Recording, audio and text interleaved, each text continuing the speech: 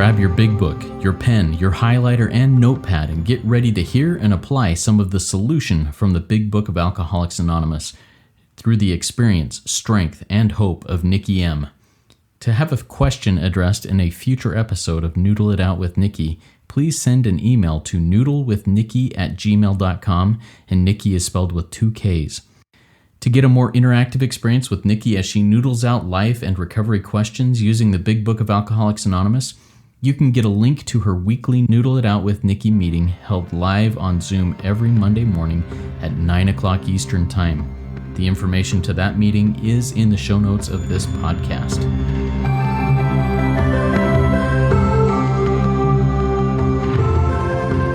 God morning, God afternoon, and God evening to all. My name is Justin B., and I'm a son of an all-powerful, perfectly loving God and a qualifying addict of multiple fellowships, living in the miracle of recovery. And I'm here with the intelligent agent, spearhead of God's ever-advancing creation, and my co-host, Nikki M. Nikki, take a minute, introduce yourself, and then we'll talk a little bit about our special guest coming in with us today. Well, hi, everybody. I'm Nikki M, and I'm a grateful member of this beautiful, beautiful program. And today's a special day. As you said, we have a special guest, and I actually have a few special guests in the house, 2 of which are sleeping. But I'm just excited. Today's Noodle meeting, Justin, and thank you, everybody who gives the 7th, because the Noodle meeting is part of the RICO 12 family. It's a service meeting, and I'm just so grateful. We had 144 souls on today seeking the solution, which we find in our Big Book of Alcoholics Anonymous that can solve any and all problems. Grateful, Awesome. Justin. And I'm grateful to have you here. Now we got a special guest with us. Hailey, you are Nikki's daughter, and that makes you, as I'm Nikki's chosen brother, I guess that makes you my niece. But tell us a little bit about yourself. Introduce yourself, and just grateful to have you here. Okay. Hi. Yes. Thank you so much for having me. I am Hailey. I'm 33 years old. I'm Nikki's daughter. And I live in Napa, California. I've lived there for about 10 years. I left Toronto 10 years ago and swore I would never see or talk to my mother again. I hated her. And she was the worst mom ever, and, you know, all that jazz. And now here we are 10 years later, sitting on the couch together. And I think that the only thing that I would really want to say is how incredible it's been to see the work of the program and what it can do and how it can really not change people. She's still always the same person, but change her behavior and change her reactions and change her perspectives, and then change me as well. I don't work the steps. I don't have a sponsor. I haven't done any of that, but listening and talking to my mom and adapting some of her language and behavior has really helped me a lot in my life. And I would say I've dipped a foot maybe into it, not a whole, or maybe a toe. But it's radical work, and it's a full-time job. And I just think it's really, really incredible. Yeah, thank you for joining us. And I love a little bit of background information there and the miracles that happen as over time. And I'm sure there's changes that have happened on both sides that have brought you guys to where you can sit on a couch together again in Toronto, a place you swear you'd never go back to, sitting with somebody you'd swear you never talk to again. How cool is that? Thank you for being here and being just an example of some of the miracles of recovery of the program and of just trying to live life in a different way. So, Hailey, and those of you out there in the listening audience, what we do here in the Noodle It Out with Nikki M podcast is we take questions that come to us, whether it be through email, whether it be through the WhatsApp groups that we're in, whether it be in Nikki and my life as we work with others and sit with others and go through these processes. Today we've got Hailey on, and I'd like to have her bring a question from her life to us that we can noodle through the Big Book with, and maybe find some sort of solution, some ideas that might help her and help each of us as we try to apply these principles in all our affairs. So, Hailey, what type of question do you have for us to noodle through? I think my question would be for someone who maybe isn't ready or unwilling or just not quite there to go through all the steps. What is the best way to I have my toe dipped in the program. What would be the next step for me? What would be the next best thing to do without jumping fully into the pool? Wow, that's a great question, Justin. And I just don't even know where to start on that one. Where would you, because what's interesting, everybody listening, our listening family, because that's what you are, is that when you do this program, if you do commit to this lifestyle, because it is a design for living, that's what our big book says. It's a design for living. And naturally, you're going to want to include all people you love because the 12 steps can solve everyone's issues. I don't care what they are. There, you'll hear in the rooms, that's an outside issue. And really what our book says is it's not an outside issue at all. Nothing is an outside issue because, well, page 42, quite as important was the discovery that spiritual principles would solve all our problems. So where I would take Hailey is to that is what spiritual principles I would ask the person in a family, like what spiritual principles, and they probably don't even know what spiritual principles are, or maybe they do. My daughter has been just in seeing where religious people are right. I remember recently I called her and she was maybe a year ago and she was in Texas visiting some of her friends and they had on the big screen, I think it was Joyce Meyer, she's my friend. And they were all listening, sipping their coffee, listening to, on the big Texas TV, a Christian sermon, whoever the leader was, they were listening to it. So that's what I would suggest to people. Like, I would say to Hailey, like, what interests you in the spirit world? And I would also say, a good place to start is some religion. Do you go to that? I would say, to Hailey or anybody listening, like, what religion do you tend to go to? If Justin, you know this because you come from a religious background, maybe you're afraid of that religion because you've had such a bad experience with it. Like I know I have a future son-in-law and he was raised Catholic. That's my daughter's boyfriend. And we were talking about his spiritual beliefs. And he said he came from a Catholic background. So then I would direct them to page 87 and just see where religious people are right. Now, as our friend David G says, not that they are right, they're not always right, but see where they are right. What rituals, what ceremonies, what practices do these things have that you like? Some people will say, some of Hailey's friends, I don't know, they may not even have a religious background. It would be like, well, do they have any type of ceremony they do? Maybe they do yoga. Maybe they do, a new moon ceremony. You've got these new age people. Why don't you start there? What ritual, what practice? Because that's in the big book, page 87. And it says there are helpful books. Now, this book was written over 100 years ago. So my line out says there's helpful podcasts. There's helpful, like ours, a podcast, or I like to watch YouTube or all these different things that are helpful. Or, I have my small, everybody, it's not very small. It's a big scrolling addiction, 2-minute shorts. And once you get on that algorithm, Justin, of something coming up that's spiritual, then all these spiritual things come up. And mine even goes to star seeds. Like I've got aliens coming up on mine. So I would suggest to people start there. And then I would definitely take them to the essentials of recovery, no matter who you are. It's to be honest, willing, and open-minded. So I'd have to say, is what you're doing in your life working completely, right? Like you'd have to ask yourself, honestly. So let me ask Hailey right now, is what you're doing in your life working? Are you getting the results? Are you getting the peace of mind daily where you can just relax and take it easy daily? No. So there's the honesty. So now you're honest. You're saying that you want to make some change.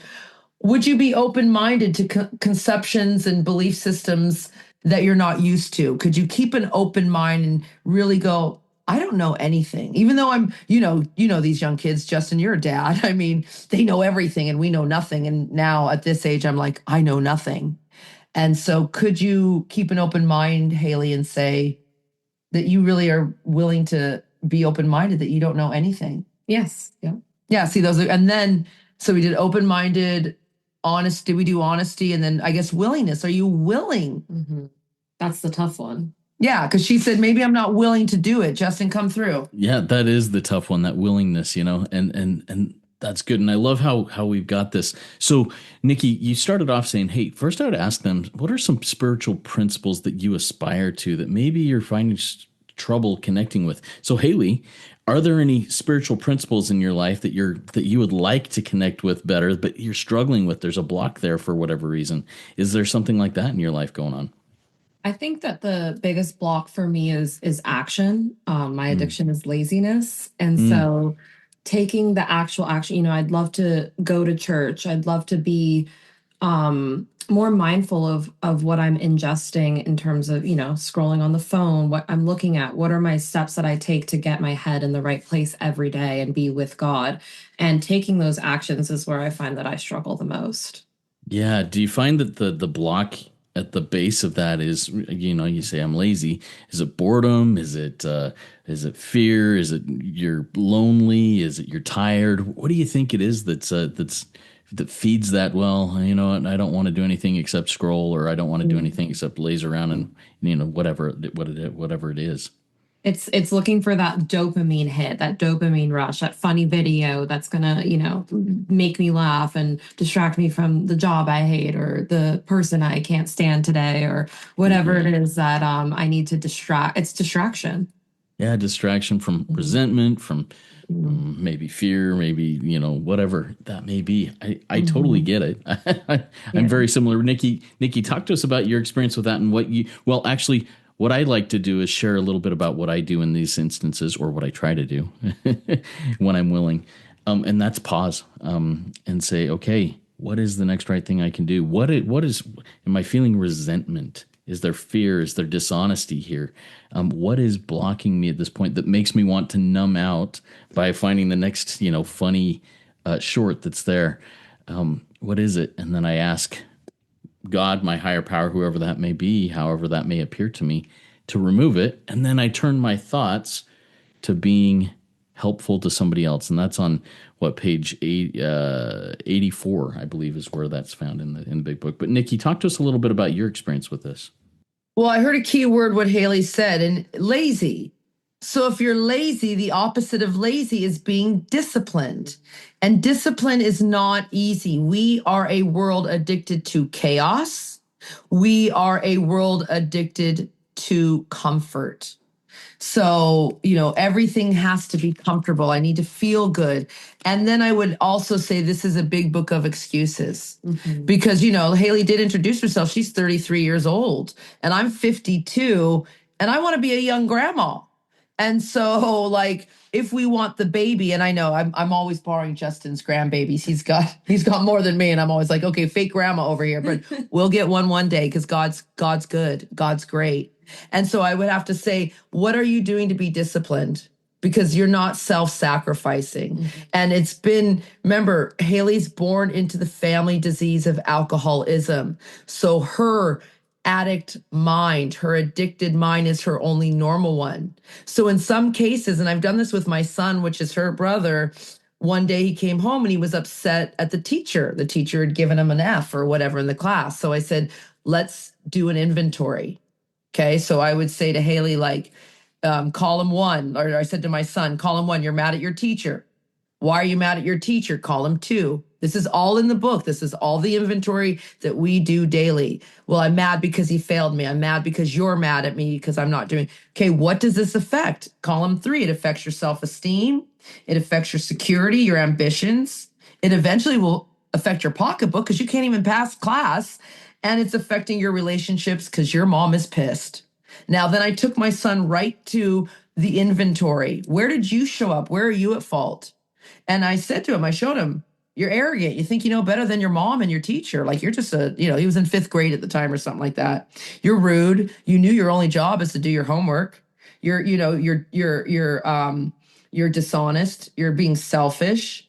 You're being intolerant of the teacher, even yourself. Look, you're not even giving and I show him where he's blocked. So I would do the same with Hailey right now. It's like, so, you're lazy, column 1 or whatever it is. And then why are you lazy? Well, you're undisciplined, she said. She'd just rather scroll. She admitted she'd rather blot out her consciousness with some dopamine, whatever that looks like. What does that affect? Well, that's affecting probably your relationships. It's affecting your self-esteem because that's not good for your self-esteem. It's definitely not good for your pocketbook because you got to take care of your mom in her old age. It's not good for your security because you want to be successful in this human experience. And I would show her all these things, and then I would take her to the inventory. And Justin, it could be as easy as this: the 7 deadly sins. You're a sloth. Can you admit that? And do a little lighthearted. Sometimes I'll do the action of a sloth on the floor, but we're on camera right now. Okay, I don't need to get into details, but and then it's like, are you greedy? Are you you're not going to get the fruits of the spirit. So I would say, are you selfish? And Hailey, both my kids are not selfish. But they have the disease of self, right? So, if you looked at them, they're the kindest people. They're really good-hearted people, but they're in the disease of self. And it's like, well, Hailey, are you dishonest? Well, I don't lie, but do you exaggerate? Do you say I'm not pretty? I'm not good enough? These little things are lies that we tell ourselves. Are you being intolerant of yourself? Like, are you realizing, like, take it easy. You're 33. You've done excellent. Are you seeing what you moved to California really with nothing and you've created a nice little life? And do you see that you needed to be there with daddy? Because I got you for 18, 23 years. Your dad's had you the last decade and he needs you. Like, you seeing God's plan, like help open their eyes. And do you see how you're being irresponsible? And what it is too, everybody, be careful because you don't want to take other people's inventory. It's more of a question rather than you are irresponsible, Hailey. You are lazy. It's more, do you see where you are? Do you see where you are lazy? Can you see that you're being irresponsible? You kind of pose a question rather than, because page 67, everybody, in our big book says this, and if you live by these instructions every day, you will never have a problem. So let me show Hailey where it is in our book while she's sitting next to me. It says, put out of your mind the wrongs others have done. And you have to put it out of your mind what the government's done, what your mommy has done, what your husband has done, what your boyfriend's, with the dog, everybody. And you resolutely look for your own mistakes. And it says, where had you been selfish? Now think, and that would, you can think about that. Hailey's nodding. You can think about those, right? Mm-hmm. Yeah. Where have you been dishonest? Yeah. Where have you been self-seeking and frightened? And it says, even though a situation's not your fault, you didn't choose to be born into a family of alcoholism. You didn't choose these things. It says you have to disregard the other person, place, thing entirely. And then it says, where are you to blame? Mm. See, that's a big thing. Mm-hmm. Where at 33 years old, but my mom did this, my dad. No, you're 33 years old. Where are you to blame? Mm-hmm. And then it says, the inventory is mine. And when we see our faults, we list them. So this is really radical. And most people can't get past not blaming others, mm-hmm. whether it's the government, whether it's themselves. Does that make sense to you? Yeah. Yeah. So, Hailey, what are some takeaways that you're getting from this that you, well, if you're willing, can apply into your life? I think that as I'm sitting here and listening, it's incredible the effect that being around like-minded individuals will have on you. So just the words that they use. So I think first and foremost is when people, when you wake up and you're listening to my mom talk all morning, or you're listening to someone, your mindset is already in the right place. You're already that's half the battle is getting over your own mindset. So I think that surrounding yourself with people who have the same or similar beliefs or who are trying to live life in a similar way is probably step one. Finding friends, finding, people who have God in their life. And then two, it's taking inventory every day. It's not one big step. It's not, I have to change my life tomorrow. It's a million little things that you have to do every day to get there. So I think that while I'm listening and thinking about all of this, it's what are the small actions that I can do daily and not oh, my whole life needs to transform overnight, or I have to change every single thing about myself. That's huge. I just want to pop in here real quick. Hailey said a key thing, everybody listening. What's small? Because it can be overwhelming. What, I have to stop drinking and eating French fries and can never scroll in the Kardashians again. And I can never, wear makeup and, whatever the thing is that I can never go on a date. No, we're not saying that. We're saying, why don't you just not put sugar in your coffee today? Why don't you make your bed every day? Why don't you, why don't you focus on, like Hailey said, I said, what's your favorite thing? She's like, carbs. It's like, okay, so why don't you limit yourself to your one favorite carb a day? I can never have carbs a day. That's not realistic, especially for someone not in program. She said, because she said, how, I think the question was like, how can I kind of tiptoe in and the suggestion she said, start hanging around. You don't need to go to a 12-step meeting, but start hanging around. Here was the key word, like-minded people. Because if I know somebody said, well, that's how you met me, I've always been this way, then it's time for me to step away, because this life is about changing and growing. And I love what Hailey said. Like, she's speaking big book already. She said, this is not an overnight matter. It's going to have to continue for my lifetime. It's a little million things I have to do every day. And it really, what we could do, and I will send her this, and it's basically the instructions, everyone. Step 11. Anyone can live those, Justin. You could give those to our new grandbabies once they learn to read. Is like, upon awakening, grandbaby, are you thinking about how much grandpa loves you? Are you thinking about how much daddy loves you and mommy? And then just get your mind in the morning. And then it says, little baby, you're frustrated. Why don't you pause? Why don't you just go sit? You have to go to time out, baby, but why don't you just go sit, and why don't you sit with your kitty cat and just, hang out and read your, magic book with your cat. And then at dinner time, why don't we take a nice bath? And then it's just these little things. And when you go to bed, did you say your prayers tonight, little baby? It's just these baby steps. Does that sound about right, you guys? Yeah. Yeah, absolutely. One of the things, Hailey, that you said that Nikki already touched on was, I'm looking for like-minded people. And there's a couple things I want to go to here. And the second one, I'll go right into the big book, and I'll have to have Nikki's help to find the page for that. But first is, I've learned that I am who I roll with. That the 4 or 5 people that I run with, whatever they're like, I am going to be like. And if I don't like where that's going, I need to say, you know what, guys, thank you. I need to find another crew. I need to find another fellowship that is going to lift me and take me where I want to be. But the next thing is, there's Nikki, help me with this. There's a place in the big book that talks about a fellowship that grows up around you. So that's the gist of it. Do you remember where that is? Yeah, I wanted also to talk about what you just said, because I think it's on page 14. 114, Justin. Let me just get my book out real quick. It says, sometimes you must start life anew. And that doesn't mean just with you. It says, but sometimes you, Hailey, must start life anew. Like, she's got a new relationship. I've got a great future son-in-law. Some maybe her old friends. Maybe it's an old job. Like, we're even talking, well, she is moving from California to another state, Justin. So sometimes you have to start life anew.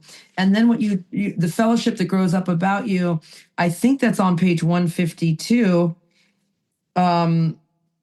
Yes, here it is. It says right here, like, it's vastly more than that. It's a fellowship, and you'll find release from care and boredom and worry. I think that's the one you're looking for. Among them, you will make lifelong friends. Thus we find the fellowship, and so will you. Yeah. Is that what you were looking for? We're going to meet these new friends. Yeah, that works perfectly. Absolutely. Yeah, like Hailey just needs to go. Like, you're going to meet these like-minded friends in your community. You can, and then it says, like, here on page 153, then you will know what it means to give of yourself and rediscover life. Everybody, where you are now, like, we don't know what God's plan is. It's big, Justin. I know you're going through changes right now. There's big things coming for us. And it says, we will rediscover life, and you will learn the full meaning of love thy neighbor as thyself. This is not easy. So I think like your family can see changes in you. Justin, the reason you're at the table with us, so Hailey knows, is that Justin's wife entered the rooms 8 years before Justin did. And Justin then saw the change in his wife. And you, I don't want to say force, but I mean, yeah, God nudged you right into being Mr. Rico 12. I'm just so Yeah. grateful for Heather. I'm very grateful for Heather too, and yeah, that's pretty much my story. And she went into the rooms because of me. She went into the Al-Anon rooms basically of these things because I was a freight train running through the lives of my family and destroying things because of my addiction. So yeah. So, anyways, this has been really good. Hailey, do you have any final thoughts before we start wrapping up on any insights that you've had? I think just gratefulness. I'm so grateful for this program and for the new outlook and the new relationships. And there's a lot of work to do, but I think I feel open and hopeful and excited. Love it. Love it. Nikki, any final thoughts from you? I have so many thoughts running through my mind about how big God is and that every family out there, you can have all of your dreams come true if you make the self sacrifice that this book asked for, if you live on page 88 and get disciplined, if you trust God, clean house, and help others. This is not for the faint of heart. This lifestyle is not easy, and we do it one day at a time. Justin, you and I have been here for over a decade. This change did not happen in the first year. It didn't even happen, I think, in year 10. We keep changing and growing. And I want to end here for me, and I can't wait to hear your final thoughts, sir.